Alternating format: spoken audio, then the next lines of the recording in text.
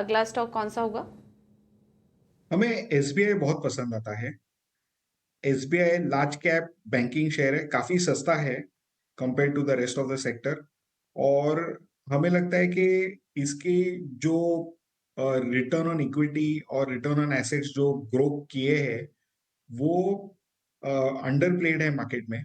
इनके जो सब्सिडरीज है बहुत बेहतरीन परफॉर्म कर रहे हैं, जैसे एसबीआई म्यूचुअल है, एसबीआई लाइफ है, एसबीआई जनरल इंश्योरेंस है और अन्य सारी है। तो ये काफी अच्छी तरह से परफॉर्म कर रही है एंड इनके पास एडिक्वेट एक्सेस एसएलआर इन्वेस्टमेंट्स है जो ये डिप्लॉय कर सकते हैं।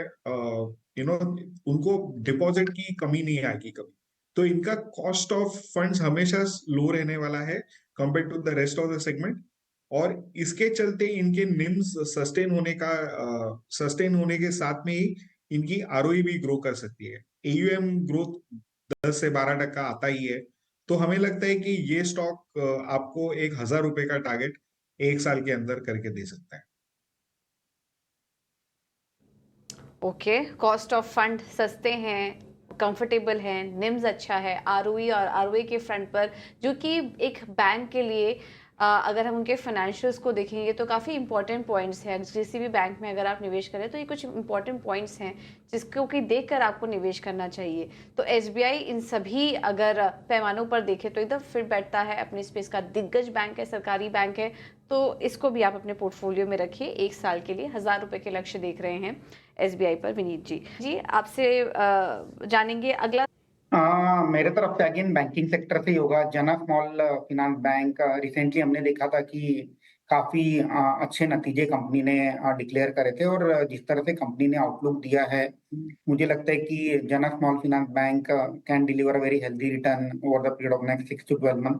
थोड़ा जो कंपनी ने जिस तरह से बैंक ने जिस तरह से गाइडेंस दिया है उसके चलते जो कंपनी की जो लोन बुक ग्रोथ है तकरीबन 20% की रहेगी FY 25 में। और at the same time deposit भी 20% से ग्रो होने की उम्मीद है।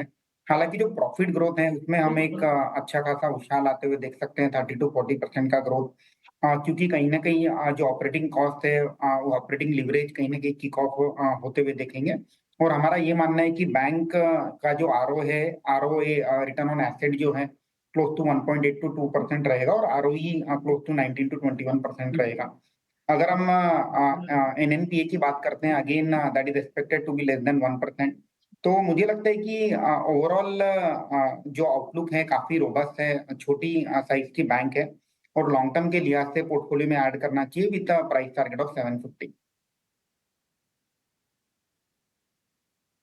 50 के टारगेट से इसे नोट डाउन कर लीजिए। जरा स्मॉल फाइनेंस बैंक 1150 के टारगेट के लिए अच्छा लग रहा है। अगर दिग्गज बैंक के साथ जाना चाह रहे हैं तो एसबीआई, और अगर मिड कैप स्मॉल फाइनेंस बैंकों में अगर आपको कोई अच्छा हीरा अगर चुनने की बात करें तो सनी जी ने चुना है जना स्मॉल फाइनेंस बैंक को। इस पर आप नजर रखिए।